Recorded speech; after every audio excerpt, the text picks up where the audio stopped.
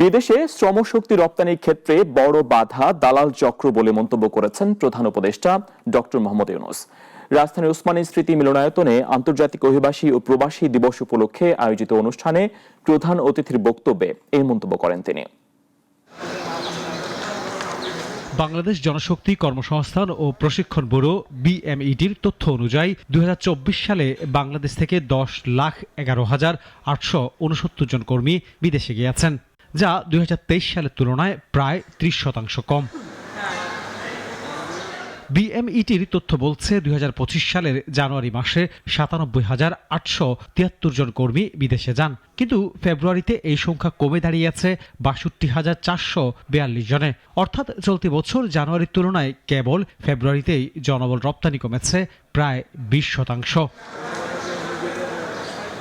দেশে জিডিপি প্রবৃদ্ধির গুরুত্বপূর্ণ চালিকা শক্তি বৈদেশিক আয়, রেমিটেন্স। জনসংখ্যার রপ্তানি কমলে রেমিটেন্স কমবে, তাই সরকার থেকে শুরু করে বিশেষজ্ঞরা সবাই প্রশ্ন তুলছেন, কেন কমছে শ্রমশক্তি রপ্তানি?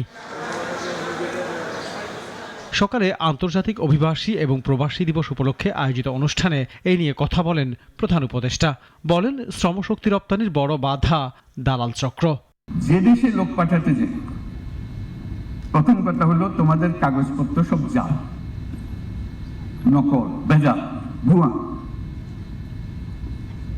বাংলাদেশ বিখ্যাত হয়ে গেছে সারা দুনিয়া জুড়ে শুধু ভুয়া কাগজের জন্য। তরুণরা শোনাচ্ছে দামি জানিয়ে প্রধান উপদেষ্টা বলেন, পৃথিবীতে তারুণ্যের অভাব, আমরা তারুণ্যের খনি।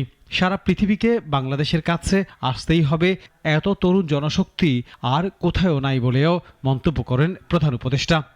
পৃথিবীতে তারুণ্যের অভাব আর আমরা হলাম তারুণ্যের খনি, এটা আমাদের মাথায় ঢুকতেছে না। এটা সোনার খনির চেয়ে তো বেশি গুরুত্বপূর্ণ। অনুষ্ঠানে সর্বোচ্চ রেমিটেন্স আহরণকারী শীর্ষ 10 ব্যাংককে পদক প্রদান করা হয়। এছাড়া 3টি ক্যাটাগরিতে 86 জন প্রবাসীকে দেয়া হয় CIP সম্মাননা। সত্যি সত্যি আন্তরিকভাবে। আনোয়ার হোসেন, নাগরিক, ঢাকা।